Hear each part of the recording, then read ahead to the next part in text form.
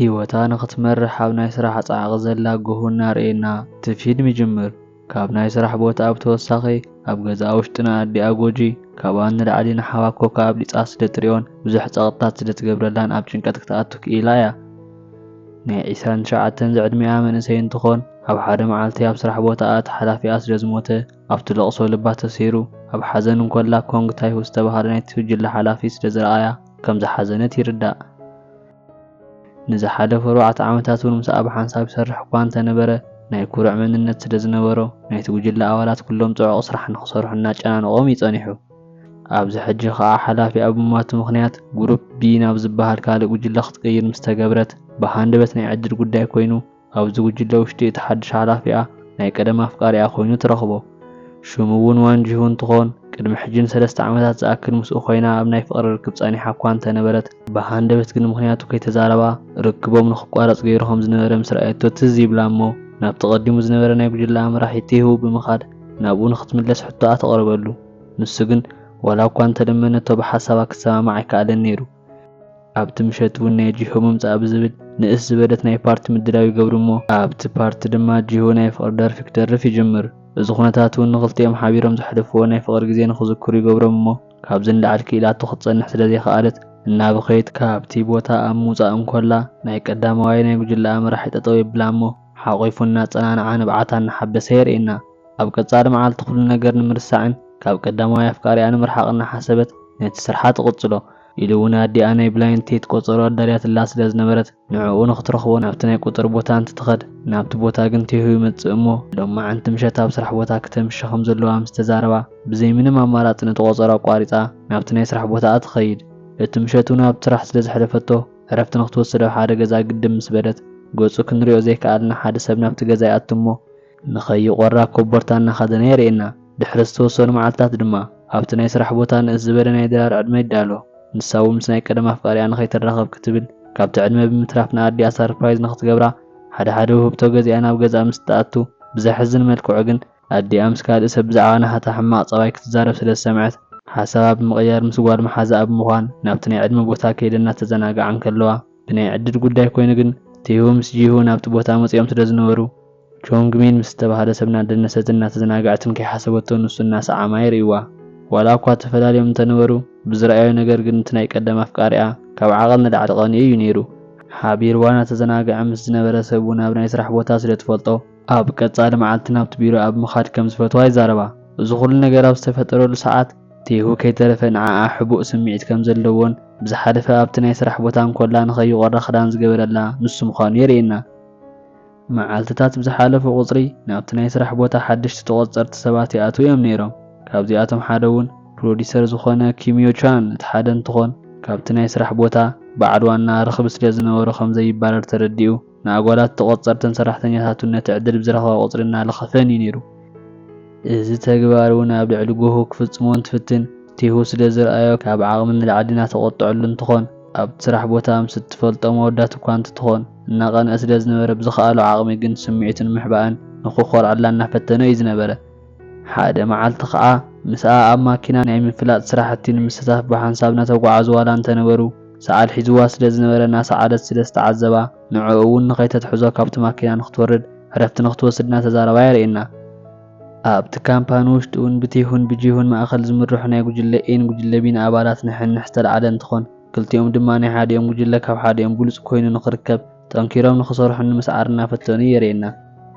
ቾንግሚ ድማ ሕጂ እውን እንተኾነ ኣብ ጎሁ ዘሎ ዕድል ንኽጥቀም እናፈተነ እንትኾን ንሳ ግን ልክዕ ከም ሓደ ናይ ስራሕ መሓዛ እምበር ከም ካልእ ዓይነት ንዕኡ ከም ዘይትሪኦ ዋላ እንተተዛረበቶ ንሱ ግን ተስፋ ክቆርፅ ኣይከኣለን ኣብ ሓደ መዓልቲ ምስ ቲሁ ኮይና ብናይ ስራሕ መልክዖ ካብ ከተማ ወፂኦም ስለ ዝነበሩ እቲ ስርሖም ወዲኦም ብሓንሳብ እናተመለሱ ከለዉ ብሃንደበት ናይ ከብዲ ሕማም ኣጓኒፍዋ ስለ ዝነበረ ኣብኡ ኣብቲ ማኪና ውሽጢ እንኮላ ድቃስ ይወስዳ እሞ ንሱ እውን ብፍሽኽታ መልክዑ ንዓኣ እናርአየ ኣብ መጀመርያ ዝተረኸበሉ ግዜ ምዝካር ይጅምር እሞ ናብቲ ካምፓኒ ንምእታው ናይ ቃለ መሕተት ክትገብር ምስ ረኣያ ገና ካብቲ ግዜያት ሒዙ ፈቲዋ ከም ዝነበረን ዋላ እኳ ክንድቲ ኩርዕ ከም ዝስድ እንተፈተነ በቲ ስራሕታ ግን ኩሉ ሻዕ ሕጉስ ከም ዝነበረን ብዝበለፀ ኣፍቃሪኣ ከም ዘለዋ ምስ ፈለጠ ብዝኸኣሉ ዓቕሚ ካብኣ ንምርሓቕ እንተፈተነን ናይ ስራሕ ፃዕቕን እናገበረ ቀፅዓ ከም ዝነበረን በቲ ግዜ ከይዲ ውሽጢ እውን ምስ ኣፍቃሪኣ ከም ዝተፈላለየ ተፈሊጡ ነይሩ እኳ እንተነበረ ልባ ተሰይሩ ስለ ዝነበረ ግን ደፊሩ ከዛረባ ኣይከኣለን ካብ ተዘክሮም ስንምለስ ንሰዓታት ዝኣክል ኣብኡ ኣብቲ ማኪና ድቃስ ወሲድዋ ድሕሪ ምንባር በቲ ናይ ማይ ድምፂ ምኽንያት ካብ ድቃሳና ተላዕለት የርእየና።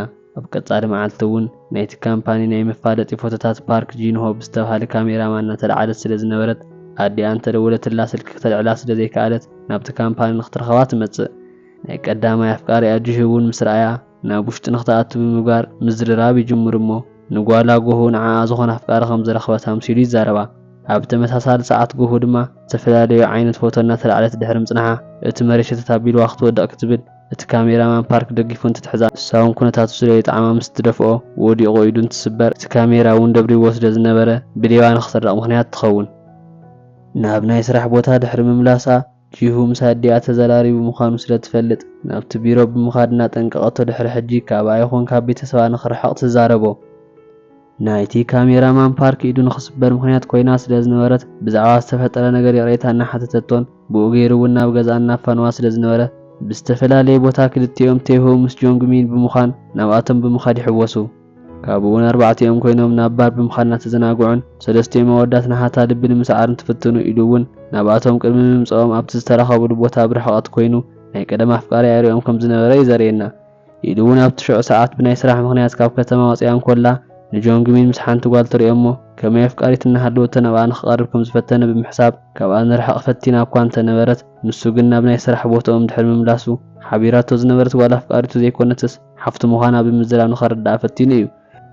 ኣብ ቀጻሊ መዓልቱ ናብ ናይ ስራሕ ቦታ እናሃለወት ሓዋ ንክረኸባ ናብቲ ዘላትሉ ይመጽእ። ኢሉ እውን ንሳ ብኣዲኣቶም ዝበለጸ ንሱ ስለ ዝፍተውን ነቲ ቤተሰብ ናይ ምቁፅጻር ሓላፍነት ዋላ ናሃቱ እንተኾነ ኮይኑ ግን ናብኣ ስለ ዝተዋሃበት ምስኡ ብምዝርራብ ናብ ዝበለጸ ቁጥዕና ኣተወትን ዓርሳ ንኽተረጋግዕ ሬስቶራንት ከይዳ ካብ ዓቐን ንላዕሊ ምግቢ በሊዓ ሓሚማ ዓርሳ እናሰሓተት የርእየና።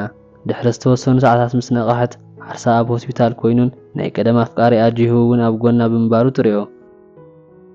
ዓርሳ ንኽትቆፃፀሩ እናፈተነት ናብ ገዛኣ ሒዝዋ ምስ ከደ ኣብቲ ቀደም ግዜ ንምንታይ ብሃንደበት ርክቦም ኣቋሪፁ ገዲፍዋ ከም ዝኸደ ትሓቶ። ንሱ እውን ንኸረዳእ ዋላ እንተፈተነ መዲሳ ሓሳባ ብምቕያር ክትሰምዕ ከም ዘይትደሊ ተዛሪባ እናበኸየት ገዲፋቶ ትኸይድ። ኣብ ቀጻሊ መዓልቲ ድማ ኣብ ደቂ ኣንስትዮ ትንኮሳ ዝፍጽም ዩቻን ሕጂ እውን ከም ዝለመዶ ብሃንደበት ከይሓሰበቶ ንጎሆ መፂኡ እንትሓቕፋ እቲ ዝፍጠር ዘሎ እናረኣየ ዝነበረ ቴሁ ብጣዕሚ ብምቑጣዕ ኢሉ ጠቢቡ ብምሓዝ ንኻልኣይ ግዜ ኣብኣ ከምዚ ዓይነት ነገር ንኸይገብር ኣጠንቂቕዎ ይኸይድ።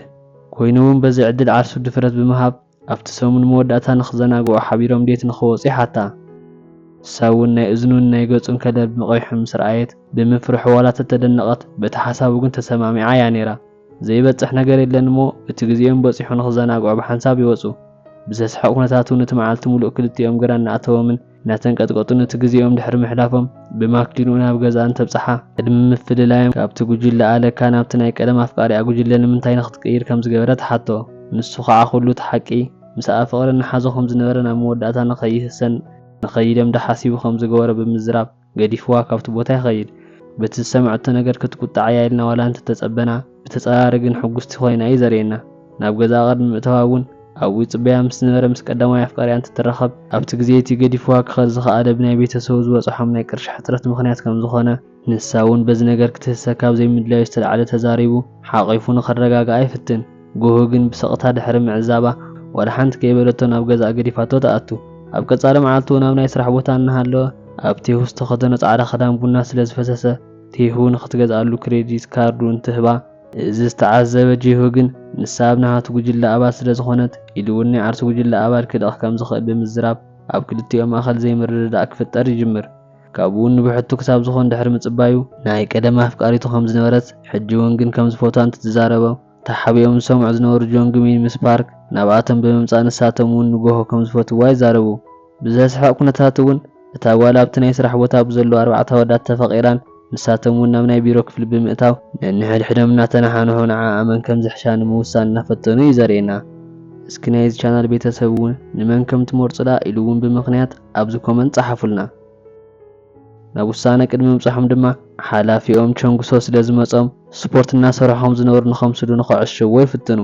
ብዘስሕቕ ኩነታት ግን ንሱ እውን ስለ ዝፈለጦም ምስኣቶም ብምዃን ኣብቲ መረፃ ክወዳደር ይጅምር። ካብዚ ክስተት እንዳሓር እውን ኣብ ቀጻሊ መዓልቲ ጂሁ ናብ ኣብ ምኻድ ናብቲ ናይ ቀደም ርክቦም ንኽምለሱ ሕቶ የቕርበላ። ንሳ ግን ናይ ቀደም ነገር ቀደም ከም ዝተረፈን ኣብዚ ሕጂ ሰዓት ካልእ ፎቶ ሰብ ከም ዘሎ ነይሩ ዝተዛረበቶ።